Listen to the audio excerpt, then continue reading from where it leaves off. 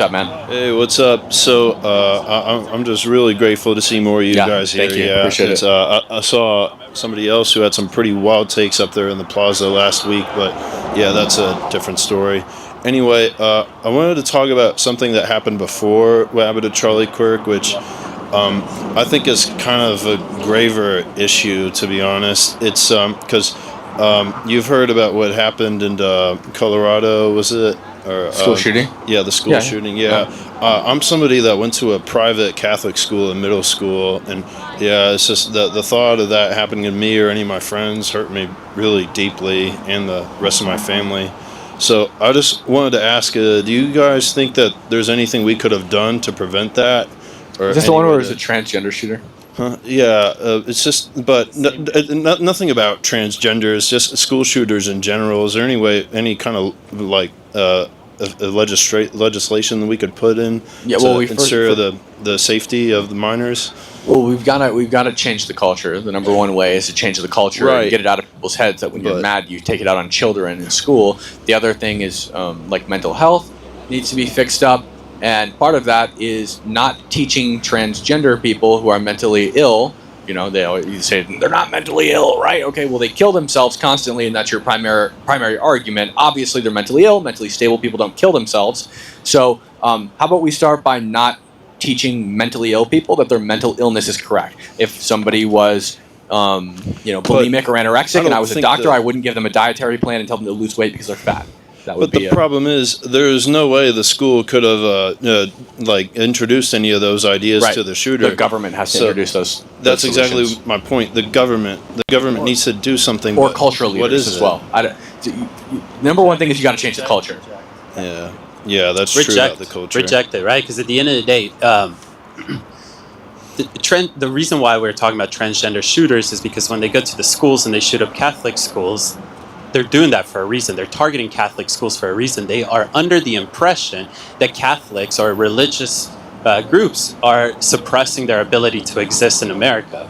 So the reason why I said reject, because it all comes down to what the media is telling them, what congressional leaders are telling them at the end of the day. If they're affirming their belief that Catholics, Christians, Americans, conservatives are the one that are oppressing their life in America, eventually somebody that is mentally ill is going to do something about that. And unfortunately, we see that happening more and more every time, or by the day. So that's why I say reject.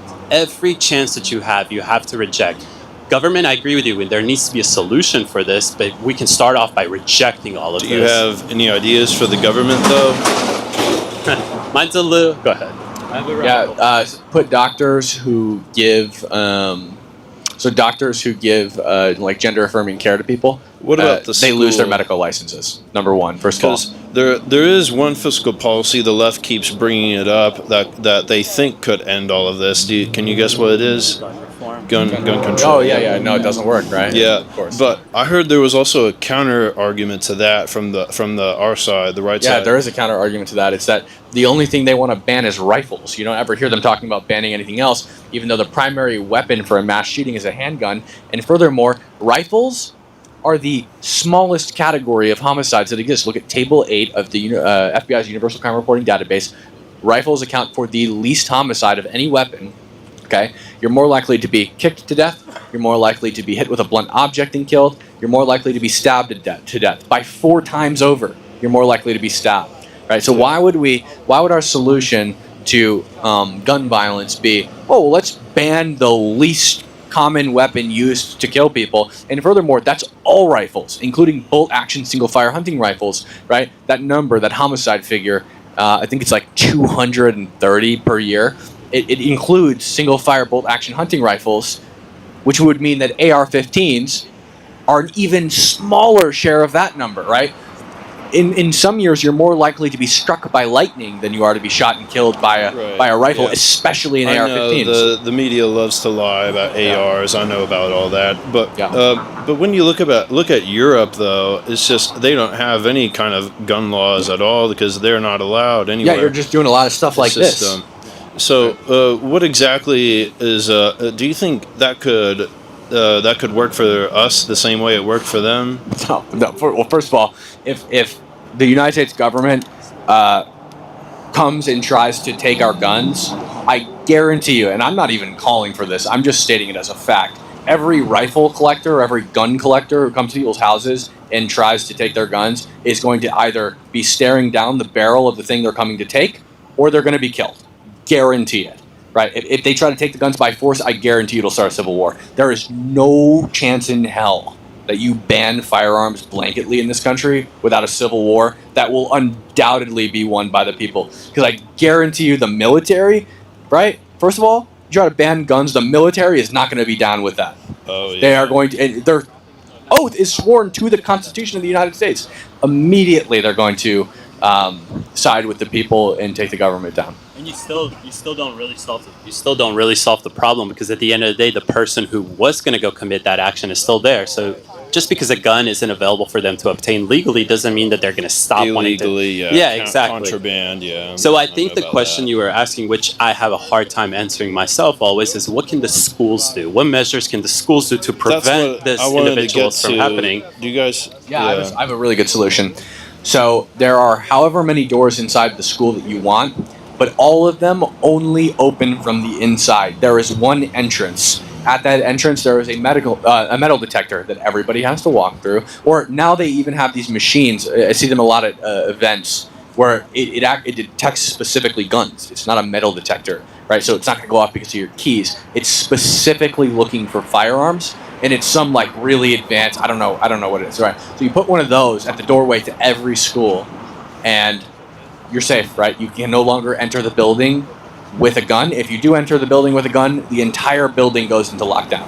You don't think there could be some backlash, though, getting the authorities involved with? I'm sure there'll be backlash, but that doesn't mean we shouldn't do it. There was backlash to abolishing slavery. Right. All I'm going to say is That's a good point. I shouldn't be able. I remember when I was in high school 10 years ago, and I was able to leave lunch through one door and then come back through that exact same door. And every single door in that building was exactly the same way. So if that is happening systemically across America, that is probably a good place that the schools can start at to prevent some horrible things like that happening. It's just common sense at the end of the day. What I was meant by struggling with it, and maybe Cam can kind of answer this to both of us, is sometimes we hear the solution is armed teachers. There are armed police officers that are at the school already, right? But what about armed teachers? I don't know. Is that a solution? Yeah, I think that's a bit drastic. I think you know, I kind of support it, but at the same time, it's like I don't want guns. It shouldn't in the be reach a of the children requirement, though, right? It's a solution for this. I wrote a paper on it in high school. Yo, take it. Want me to explain it real quick? Sure. So my solution in high school, I had to write a paper in my English class, and my English teacher had communist flags around the room and all that kind of crap. So I wrote a paper on it, how to improve the school. What I said is there's lock boxes in every single trained teacher's classroom that are completely locked. The teacher can't even get to them or anything. And then, if there's an actual shooting emergency, the principal has a thumbprint in his office, boop, unlocks all of the guns in an emergency. So in the regular, everyday life, there's no access to the guns whatsoever. But only trained teachers have these lockboxes, and then the principal goes, boop, opens up the lockboxes, and they have access to the guns during an actual emergency or school shooting. What if I steal his thumb? Well, I mean, that'd be pretty hard to... But, maybe that's a good face print or something. But, yeah, that was my